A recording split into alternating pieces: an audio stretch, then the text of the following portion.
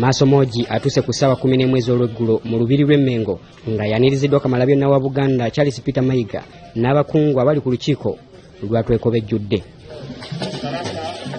Wano Mutanda atwaliddwa butereevu era ne bamuyingiza okumulambuza Twekobe. Bene bw'abadde ayogerako eri abantu be asiima emirimu emirungi gye bakola era wano n'asiima olubiri lw'Emmengo lukulaakulanyizibwe lutuukane n'omutindo ogwetaagisa ku mulembe guno omutebi. Kifo kikulu, kifo kya byafaayo, naye ate era mu ngeri y'emu olubiri luno lulina okuba nga lubiri lwa mulembe guno. Kyokka wadde ng'olubiri luno lwakukulaakulanyizibwa, Masomoji agamba nti obulombolombo, ennono n'obuwangwa birina okutunuulirwa n'eriiso ejjogi. Lusaana lube nga lutereka ebyafaayo byaffe eby'ebyobuwangwa byaffe, naye lube ng'era lulaga abantu nti tuli abantu abatunula mu maaso, tuli abantu abatwala ebirowoozo by'abaana baffe abato abayigirize abalabye ensi amawanga amalala nga nabo baagala okulaba nga mulimu ebintu ebikolanga bya mulembe guno. Eyo nsonga nkulu nnyo. Kabaka abuulidde abantu be embeera gye bayitamu mu kiseera nga boogerezeganya ne gavumenti eya wakati okubaddiza olubiri luno gy'agambye nti teyali nnyangu. Twategeeza gavumenti nti ebimu ku bintu bye twagala ekole kwe kutuddiza Twekobe. Ekizibu kyajjira nti mu biseera ebyo mu gavumenti mwalimu abantu abaali balina ebiruubirira ebyabwe, nga bwe twatuulanga ne gavumenti nga batutegeeza nti tetusobola kubakwasa Twekobe oba olubiri lw'Emmengo mu kiseera kino, tujja kuddamu tuteese mu myaka 5 olw'ensonga bweti ne bweti. Ffe ne tubagamba nti n'emyaka 5 ekyo tekijja kusobokera ddala,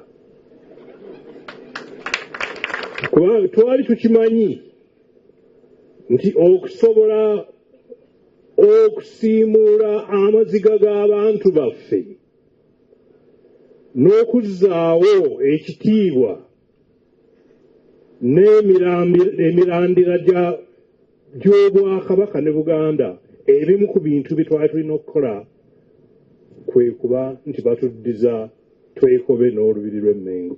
Wano Kabaka asiimye omulimu ogukoleddwa olukiiko lwa Twekobe Ejjudde. Kamalabyonna wa Buganda Charles Peter Mayiga atendereza abasajja n'abazaana ba Kabaka abakoze obutaweera okutuusa Twekobe eno okulabika kati nga bwerabika. Kale mu 2016 twatula mu cabinet ne tusalawo okutandika kaweefube okulongoosa Twekobe Ssaabasajja Kabaka asobole okugikoleramu. Era mu mwezi ogw'Ekkumi mu 2016 okuddaabiriza kwatandika ng'okusoma embalirira ey'omwaka ogwo kwaliwo mu Gw'omusanvu kuwedde, era gwagenda okuwera omwezi ogw'Okusatu mu 2017 ng'okutonnya tukugobye mu Twekobe. Kyokka wadde nga Twekobe eno ekwasiddwa bbafu olwaleero, wabula tennajjuzibwa nga bwesaanidde nga guno gwe mutendero gusoose, era wakyaliwo bingi eby'okukola ng'olukiiko luweereddwa omulimu gw'okujjuza Twekobe eno mu bbanga lya mwaka mulamba. Mweyanzizaawo, mweyanze. Omwaka gumu okuba kati nga buli kimu kiwedde. Ssentebe w'olukiiko luno omukungu Godfrey Kirumira yeebazizza Kabaka okubeesiga n'abakwasa obuvunaanyizibwa buno era n'ategeeza Omutanda nti bakakafu nga bwe banaamukwasiza Twekobe eno ejja kuba yeesinga okulabika obulungi ku lukalu lwa Ssemazinga Africa. Ayibeene osiime omutendero ogusooka guno nga bw'ogulabye Ssaabasajja, tutaddemu amatiribona agatuukana n'omulembe guno omutebi Ssaabasajja. Bwe tunaatuukira ku mitendera ogwokuna, olubiri lwo Ayi Ssaabasajja lujja kuba lusinga mu Afrika yonna. obuvunaanyizibwa bunene kubanga alina kyayogedde tulina okutuukiriza Twekobe ku mulembe guno. Tulina okutuukirira ku mulembe guno Omutebi. So fe abasajja be tusazeewo okwewaayo era tugenda kuyimirira to make sure nti omulimu guno gutuukagana n'omutindo Ssaabasajja gw'ayagala. Ssaababendobendo w'Ekyaggwe omukungu Ssaalongo Mukiibi Muzanganda ko ne Dr. Sala Nkonge basanyusiza Omutanda nga bamuyimbiramu oluyimba olupya lwe bamuyiyiriza.